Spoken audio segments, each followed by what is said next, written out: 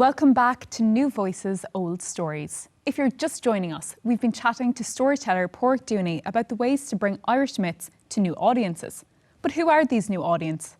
And what do they know about Irish mythology? Joining us now is John Morley, a radio presenter in Mayo, to talk to us about this. John, you're very welcome onto the show. Thanks for having me, Zoe. John, can you describe to us what your experience with Irish mythology has been? Well, I suppose it would have started for me being a young lad in Mayo in primary school. We had a very, I suppose, old school headmaster or washer, as we used to call him. So we were really immersed in it from a young age. So in terms of, we'll say, Irish culture, whether it be the Irish language, I'm a Gaeilgeoir myself, or Irish dancing, I competed in the world's Irish dancing and everything like that. But in terms of the storytelling and the folklore and that, it would have been from a young age. So being from Mayo, being from Connacht, I would be familiar of Queen Maeve of Connacht and the infamy around all that. But even, I suppose, going through it, Cuchulainn and that, I suppose, as it being from a GA background as well, you'd be familiar with his story and the slither and the Caman hitting the bull. So yeah, we'd be very immersed in it. Well, at least that was my experience as someone who would have an interest in sort of history and hagiography and mythology as well. Yes, so obviously your experience would have come from really where you grew up in. It was kind of a big part of culture there. Well, I would I suppose even, now this might be a bit later than the old mythology, but even the likes of Grania Whale, the pirate queen, now that might be a bit too new, a few hundred years or so later, but we really are immersed in it there, because I suppose it really does, that sense of culture, and that it really does, it goes around, it's about who you are like. So I know Padraig has been on about Irish people and storytelling, how that's part of our culture, but the stories around it also impact on the people, is what we've found anyways. So if you look at the likes of Mayo, and you have Queen Maeve, of course, who was sort of more the Sligo, Roscommon area, but was Queen of Connacht, and you also have Grania Whale from Mayo, the Pirate Queen, these strong women. And if you think of another strong woman from Mayo, Mary Robinson, I think that does really resonate down through the generations of who you are as a people, and I suppose your greater sense of culture. That was really interesting how you mentioned Mary Robinson there, because obviously that's someone that I imagine most younger generations today would be familiar with. So do you think that younger generations of people, that they should be seeking out new ways to try and engage with these stories? Well, I think definitely, yeah. I think the day of people reading through the Book of Kells or stuff like that, I think that day has kind of gone past. So I kind of like what Padraig's doing there when he's performing remotely, and I presume maybe putting it up on YouTube or something like that. So that's a good way of people to actually sit back and visually watch it and take it in that way and soak it in that way. That's the way I like to watch things. So I don't see a reason why maybe a movie studio could take the likes of Queen Maeve, make that into a big blockbuster, because we're in an age where people are looking at Queen Victoria and series about that and stuff like that. Why don't we do something like that with old Irish mythology and stuff? Because there is a rich tapestry there from, I suppose, the likes of Cuchulainn and Queen Maeve and the Children of Lear, Tír na Nóg. There's a lot there, and a lot of, I suppose, if you look, it's great escapism as well. So if you're living your ordinary life during COVID, you want a bit of excitement to get away from the monotony of everything. It's great to have a story like that where you can kind of escape for half hour and a half, or if it's a series, a few months in my case on Netflix, going down the rabbit hole. It'd be great to have Irish, because I am quite passionate about it. I'd love to see us really, putting them stories up there, because I think they can compete. And Padraig's even made the argument that they're above the mythology of the Greeks and that. I would agree with that. There's a lot more mysticism and spells and magic and, mystery about them. So I think, we really should. It's something we're missing out in here. And that's, I suppose, really where Padraig's industry will come in there. You were talking about different ways young people could engage with it. So really, it's the work that you're doing about doing the Zooms and making it more accessible to people. Do you think that there's any other ways that you could maybe be doing that? Well, I mean, I do what I can in terms of trying to create theatre surrounding it. I mean, if I had an unlimited budget, like I say, I'd make a Marvel Cinematic Universe style I like it. Celtic mythology thing where you have a Queen Maeve film, right? Then an Ailill one, a Cuchulainn, a Ferdia, and then they all come together for the Tombo Cunha, like Avengers. And no, they'd make a fortune. I'm really advocating for this now. So you're thinking kind of like an Avengers kind of endgame thing, that we give them all their own franchise and then bring them all together for the battle at the end. Yeah, and you have your phase 1 and then your phase 2, all the way up to phase 3, maybe bringing St. Patrick at the very end. Oh, you know of course. What I mean? Get the shades out. Yeah, after all the other actors have gone into retirement. After the Children of Lear, I'd love to see The Rock or someone playing Cuchulainn. Or if we could get an Irish equivalent of The Rock, someone from Mayo. I can kind of see that. Yeah. Is it gone past Liam Neeson's day, do we think? Well, I think Liam Neeson, He'd be a class Ailill, wouldn't he? Oh, I think he'd be a brilliant Ailill. Yeah. Maybe a few Gleasons in there. We've got a lot of Gleasons hanging around. There's enough of them to go around, to be fair. There is plenty of talent for it. Like I don't know why the Irish Film Board aren't, throwing this. They need to be throwing money at this, like, and I don't even know why.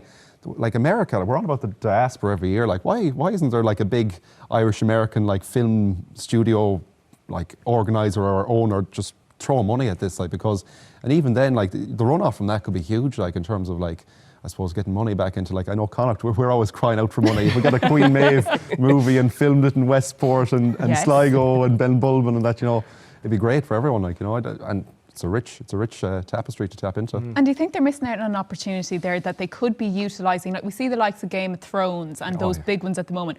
They have landmarks. I know they use like Norway, Denmark type thing. Very similar landmarks to what we have here. Do you think that the government should be nearly advertising more, even if it's not our producers making it, to foreign investors saying, use our land, this is here? Well, they're doing it with the housing. I don't know why they can't do it with TV and film as well. Like, it'd be great. Like Ashford Castle, like, you look at that, like, and you look at all the ruins, like Grania Way, like Clare Island, all that. There is an opportunity there, and I think, like, as a young person, like, it has to be visual if you're going to engage young people. It has to. Agreed. You have to watch it on the big screen, or it has to be at least, even a cartoon. Like we saw, like Brave, the Scottish tale there. Like if we could do Wolf something Walker like that that. came out last year as well. Which is it was fantastic, nominated for, was it an Oscar or Grammy? It was indeed, yeah. So like, Fabulous. we need to really push that. I think that both needs to be pushed out. Totally agree with you there. I'd love to touch on that more. Some really interesting points there. If only we had more time to chat. But now we have a very special treat for you. Please welcome Fancy Dan, bringing us his hit song, Play It By Ear.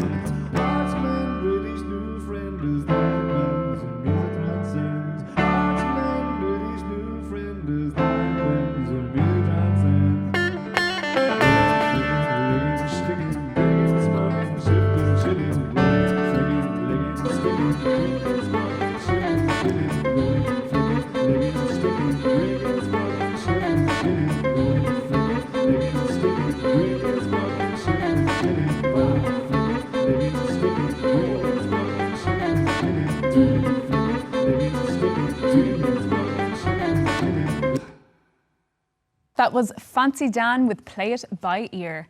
Now we have another short break, but when we come back, we'll hear from a few young Irish people about their experience with Irish mythology.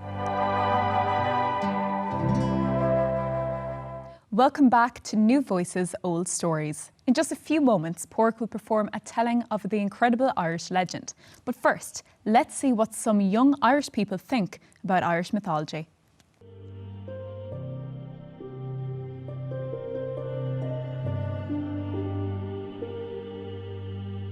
I wouldn't be the most knowledgeable on Irish mythology. The stories I'd know the best are the ones that they teach us in school. Stories like Children of Lear, Oisin and Tierna Nog, Cú Chulainn. But I had a huge interest in them as a child, and even looking back in these stories, it's clear to see that Ireland has great mythology, and I think for that reason alone, it should be celebrated more. It's definitely something I'd like to know more about and find out more about. If there was more films and books available, it would be pretty cool.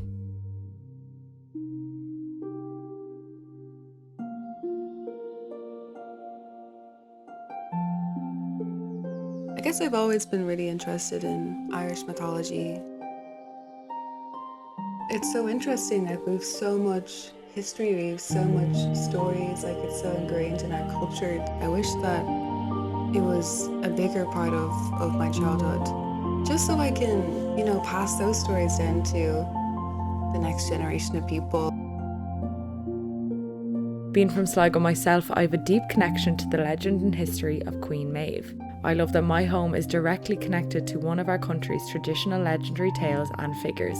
These tales were a major part of my childhood, especially during my school years. I know that these stories steeped in tradition will follow and stay with me throughout my life, always.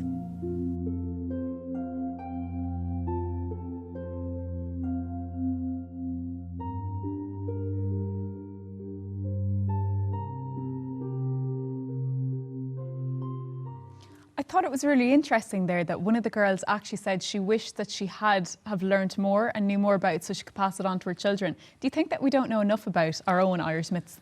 Well, we clearly don't, and I think the interest, as we've seen there, it is there. So if the Irish Film Board want to pay me a bit of commission, we can work something out and we'll give it to a wider Irish audience. Absolutely, you're more than willing to step in where it's needed. Oh, absolutely, absolutely. Brilliant. Well, that was a really lovely way to see how young people have engaged with Irish mythology. Some very interesting points there, as we discussed, made throughout, with some beautiful Irish scenery as well to boot.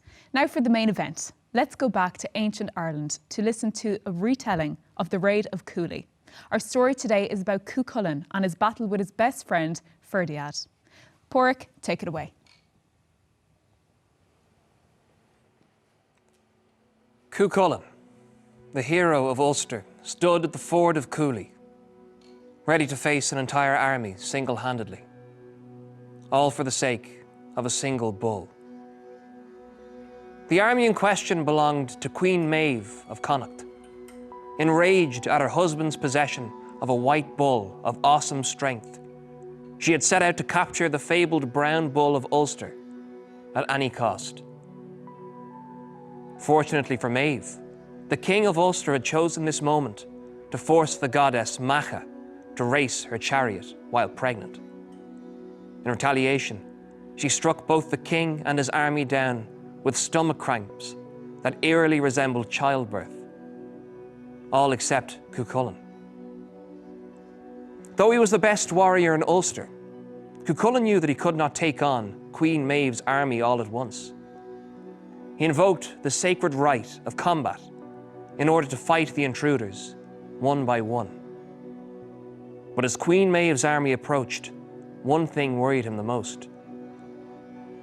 Years before, Cú Chulainn had travelled to Scotland to train with the renowned warrior Scatach. There he met a young warrior from Connacht named Ferdia. They lived and trained side by side, and soon they became close friends. When they returned to their respective homes, Cuchulainn and Ferdia found themselves on opposite sides of a war. Cuchulainn knew Ferdia was marching in Maeve's army, and that if he succeeded in fending off her troops, they would eventually meet. Day after day, Cuchulainn defended Ulster alone. He sent the heads of some of those he killed back to Maeve's camp, while rushing waters of the ford carried others away. The water ran a deep red with the blood of Cuchulainn's enemies. At times, he slipped into a battle frenzy and slayed hundreds of men at once, tearing limbs from bodies with his bare hands. Back at the Connacht camp, Ferdia was laying low, doing everything he could to avoid the moment when he'd have to face his closest friend in combat. But the Queen was impatient to get her hands on the prized bull, and knew Ferdia was the best chance that she had of defeating Cuchulainn. So she goaded him and questioned his honor until he had no choice but to fight. The two faced off at the ford, matching each other exactly in strength and skill, no matter what weapons they used. Then, on the third day of their fight, Ferdia began to get the upper hand over the exhausted Cuchulainn. But Cuchulainn had one last trick up his sleeve. Their teacher had shared a secret with him and him alone. She had told him how to summon the Gay Bulg, an ancient spear made from the bones of sea monsters, from the depths of the river. Cuchulainn called the spear, and with the last of his strength, he stabbed Ferdia through the heart. As Ferdia fell and died, his body was swept away by the ford, while Cuchulainn finally collapsed, his body and heart broken. Queen Maeve seized the opportunity and led her army through Ulster, capturing the bull and returning to Connacht. Well, that was just incredible. I'm actually nearly in a daze after that. It's very immersive, Padraig. But Padraig's just after regaling that amazing story of Cuchulainn and Ferdia during the duel at the Castle of Cooley. Now, unfortunately, that is all that we have time for, but please do let us know what was your favourite part and tell us on Instagram, Facebook and Twitter. Thank you to our guests, Padraig Dooney and John Morley. And make sure to join us again next week when we're speaking to the head of Cartoon Saloon, Tom Moore. But before we just go for tonight, I just want to know, what did you think of that reading there? I really did, as I said, found it very immersive. How did you find it? Oh, it's just brilliant, like, you know, it's really, you know, that's what we need, like, you know, because you can't be reading stuff off a paper in 2021. You have to get that you know, sentiment and that emotion and all that, like, and yeah. After listening to that, I'd really like to use that Gay Bullock, I think it was called, against some of Mayo's opponents coming up in the championship. They might win something. So, yeah, absolutely. But it's, you know, like, fair dues. I must give you a clap for it because it's a long time since you had one in person. So, do you know, I never even thought about that, yeah, first time back. But what I found really interesting there was that Padraig said Ferdia, that was his pronunciation of it, whereas when I read it, we also were growing up to call it Ferdiad.